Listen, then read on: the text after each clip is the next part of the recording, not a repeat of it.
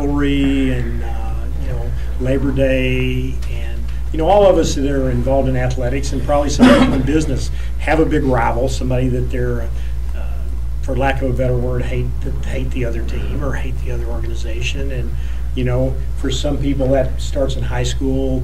I hated Koontz when I was growing up, and I coached at Cal, and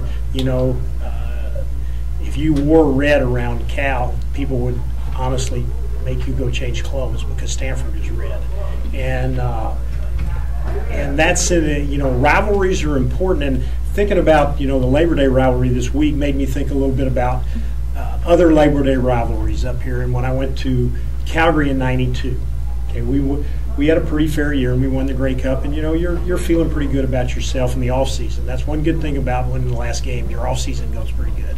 And so I got invited to speak to something in the spring, and it was the Southern Alberta Crew Members Association, I think was the name of it. It was basically guys from World War II who jumped out of planes over Europe because they were being shot down, and lived to tell about it, obviously, because they were sitting there at the Mawata Armory. And it was not the warmest crowd I've ever been to. But when I got up and talked, I started talking about how my dad flew in B-17s, and he was a gunner, bombardier in B-17s, and that, so okay, I wasn't a complete bad guy, I guess. So it got to the end, I'm taking questions and all that, and one gentleman got up and he said, "Coach, I just want to congratulate you guys for having a great season and winning the Grey Cup. But you lost to Edmonton on Labor Day." And he was right. We did. We lost to Edmonton on Labor Day. And I think that's a sign of how important the rivalries are to the fans and how important they should be to the players and the coaches too. And I've always remembered that. Sometimes you think you're doing pretty good, but you lost to somebody somewhere along the line that was important to the people. And the game tomorrow is important to a lot of people. You guys open up for questions. How big a factor do you think the crowd's going to be tomorrow?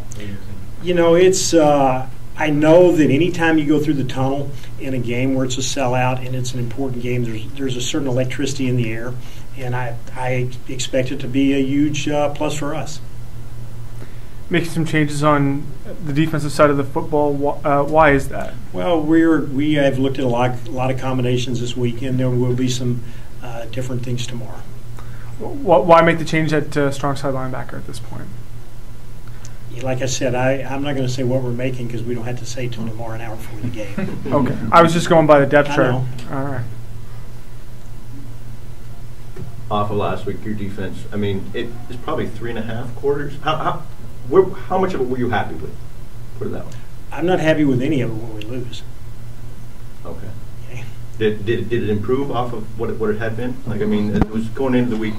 Ray Williams had that meeting with his defense and talked about the last 3 games there have been stretches our defense has played very well. We've had 2 halves that if you put them together it'd be about as good a game as you could possibly play. And for whatever reason we haven't finished the deal, and that's one of the things that we've talked about. And hopefully we will do that tomorrow. You're scoring a lot of points, you're giving up a lot of points. Argos aren't scoring a lot of points, but they're not giving up a lot of points. Do you expect this will be more of a defensive game tomorrow than an offensive game, or do you have to? Well, you're correct in that Toronto is playing very well on defense, and that they might be playing as good as you make the league right now, to be quite honest. $70. 70? Is that how much it is? Yeah.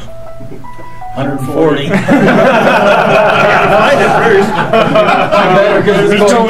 Go one more. I'll find him. No, they are playing very well on defense. They're doing a great job of playing the team they play. Okay, they do. As I've mentioned several times during the week, they're definitely game planned up for the team. One week they might be playing a lot of man, the next week they might be playing a lot of zone. And that's one of the signs of a well-prepared team, that they know what they think they need to do to win the game, not what it says in their playbook that they're supposed to be the best at. And and they have the ability to do both. And that also is the thing that offensively, people that aren't patterned, and some defenses are very patterned and play very well, but defenses that aren't patterned, they make it harder for the offense because you you spend a lot of time in your preparation learning what you expect, and when it's not what you expect, sometimes you don't react as fast as when it's what you expect. Given what happened last week, have you made any changes in how you'll deal with the spotting and the replay issue? No, hopefully we'll just get it communicated better. Coach, how much value to put in stats? For instance, the Argos have not won when trailing after the half in like 16 games.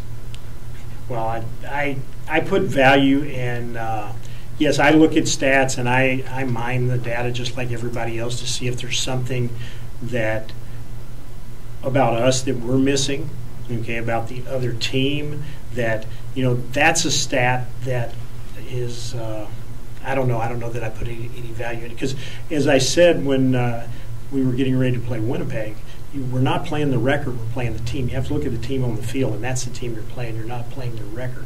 And every game is set apart from the other game. Probably most teams aren't winning when they trail, you know, if you added up every football game there's ever played. But, you know, it's stats are an indication of what's going on, and some of them ring true. Like the turnover stat pretty much rings true. But then, you know, some of the other ones that we all think rings true don't necessarily. So it's an indication of things, and for us, it's an indication of looking at ourselves. Why is it that way? Is there something we're not doing or something we're doing well? And when you're looking at the other team, why is it when they win, the other team only rushes for so many yards? Or why is it when they lose, the other team rushes for so many yards? Those are things that sometimes help you in your approach to the game. A lot was made last week about the challenge flag that you guys could have thrown and didn't. Do you change anything this week? I just answered a question about 10 seconds ago. Hopefully we'll communicate better. George, how does the smallest receiver in your offensive core become your big play guy? Well, he's extraordinarily quick, and he's hard to cover. Do you foresee getting him the ball more often? Well, we like to get him the ball. There's no doubt about that. You know, the other team has that's the thing about offense. The other team many times determines where the ball goes. You're just not saying, okay, we're going to throw it to Chris Williams or we're going to throw it to Andy Fantuz. You're working off what coverage they're playing, and sometimes even though you want to get it to a guy, they can make it hard to get it to a guy. Fantuz's numbers aren't, you know, huge at this point. Are defenses doing their best to take him away from you? Montreal did a good job of doing a thing that pretty much takes away, I won't say Andy, but takes away parts of the field, and they did a nice job with it. But they allowed us to throw the ball in the seam to the backside a couple of times too. Any more questions, guys?